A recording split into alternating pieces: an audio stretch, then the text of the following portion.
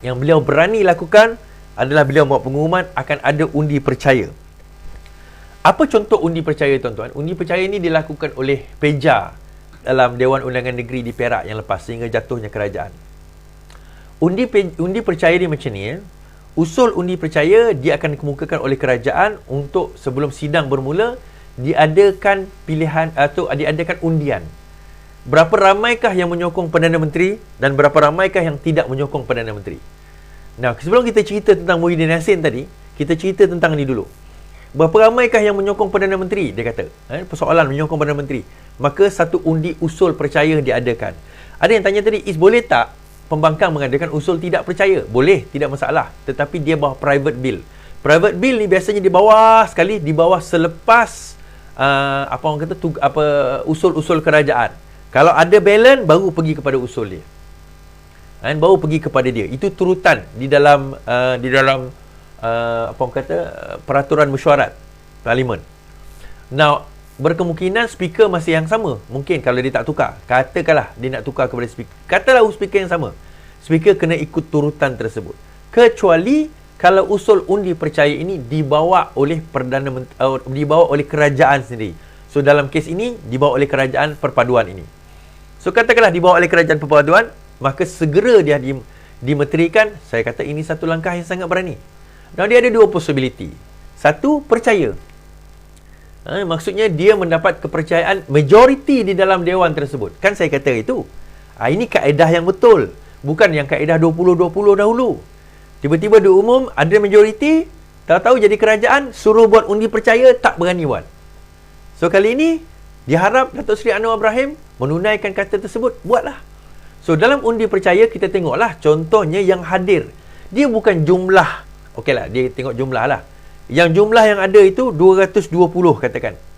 Katakanlah sidang parlimen minggu hadapan atau 2 minggu lagi. 220.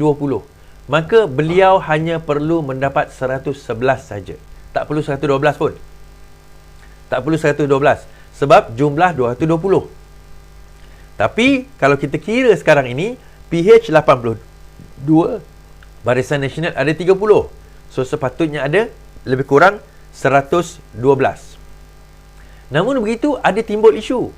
Ada 10 orang yang PN dakwa dalam Barisan Nasional. Yang PN dakwa sekarang ini sudah pun dia sudah menandatangani SD menyokong Muhyiddin Yassin. Now, sebelum masa saya tulis semalam, alhamdulillah tu, sebab sudah ada perkabaran bahawa 10 orang ini telah menarik balik SD tersebut dan menyatakan sokongan secara en bloc terhadap Datuk Seri Anwar Ibrahim. Okey. Katakanlah. Ini cerita katakanlah 10 orang ini masih ada. Masih menyokong.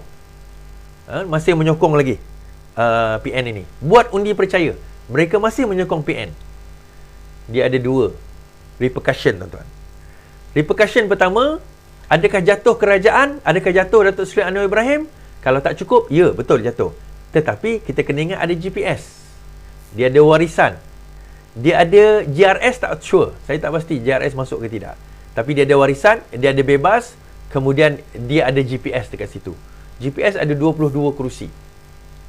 Boleh buffer kalaulah melompat.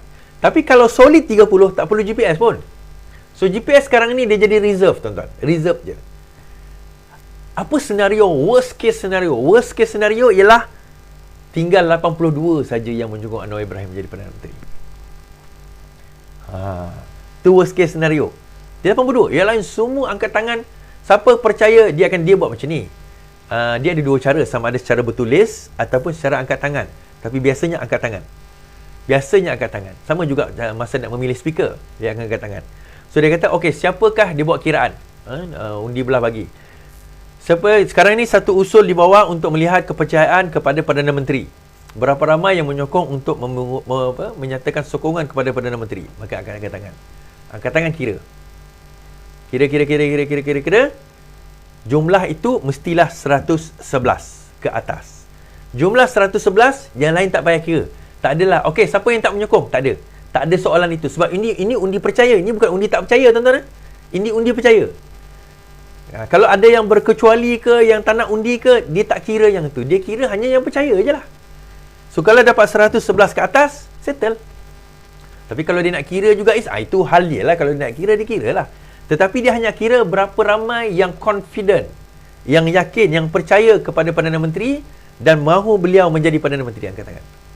Kira 111, settle. Maka termeterilah benda tersebut. Yang angkat tangan, katalah dalam kerajaan tiba-tiba ada 10 orang tak angkat tangan. Apa repercussion kepada 10 orang? Kata dalam BN ni, tak angkat tangan 10 orang tu. Itu dikira sebagai khianat kepada parti. Dan mereka boleh dipecat. Adakah mereka dikira lompat parti? Tidak. Dia bukannya tidak menyokong Barisan Nasional, dia tidak menyokong Anwar Ibrahim. Itu tidak dikira lompat parti. Tetapi mereka telah khianat kepada parti. So parti boleh ambil tindakan. Apa tindakan yang parti boleh lakukan? Akur janji mereka bolehlah dilaksanakan. Mereka boleh dipecat dan ada kemungkinan kerusi mereka boleh dikosongkan.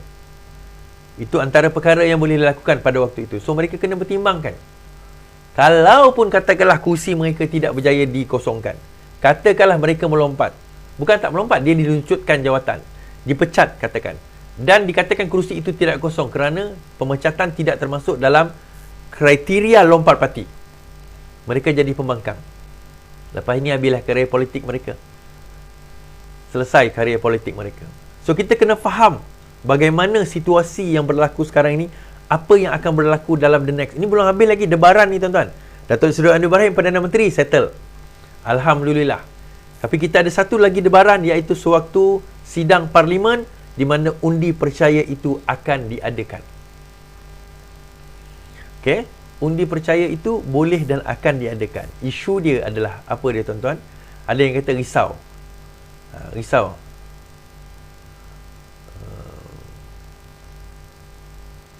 Macam mana?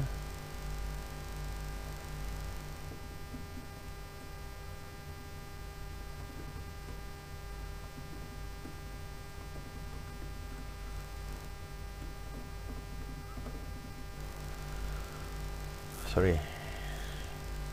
Dan itu yang kita nak kena lihat, kena teliti. That is why hari ini bila Datuk Seri Anwar Ibrahim membuat satu pengumuman, beliau mengatakan, okey, pertama sekali cuti umum lah. Hari Senin cuti umum. So, diumumkan hari Senin cuti umum. Yang kedua, PM beri bayangan Barisan Nasional GPS dapat jawatan timbalan Perdana Menteri. Anwar Ibrahim memberi bayangan malam ini bahawa akan ada 2 jawatan timbalan Perdana Menteri dengan masing-masing diberikan kepada Ahli Parlimen BN dan GPS. Bercakap dalam sidang media pertamanya sebagai Perdana Menteri malam ini, Anwar berkata hal itu kerana kedua-dua parti terbabit merupakan gabungan utama dalam kerajaan perpaduan pimpinannya. Ini melibatkan kerajaan perpaduan. Bagi ruang untuk kami bincang dulu.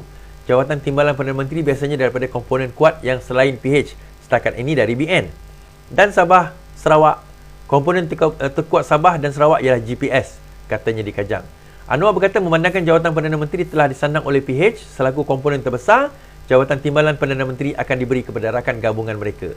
Jelas Ahli Parlimen Tambun itu, kerajaan pimpinan perpaduan itu dianggoti BN, GPS serta tunjang sebagai tunjang serta warisan PBM dan muda. Ditanya mengenai ikrarnya berhubung gaji sebagai Perdana Menteri, Anwar sekali lagi menegaskan dia kekal dengan keputusan untuk tidak mengambil gaji atas jawatan tersebut. So betul lah, dia tidak akan mengambil gaji, kosong gaji dia sebagai Perdana Menteri. Anwar berkata langkah itu penting bagi mengembalikan keyakinan rakyat ketika negara dalam situasi ekonomi tidak menentu. Pasal apa awak nak paksa saya tak terima gaji? Ia sebagai langkah pertama untuk memilihkan keyakinan rakyat. Saya memilih untuk menolak gaji Perdana Menteri.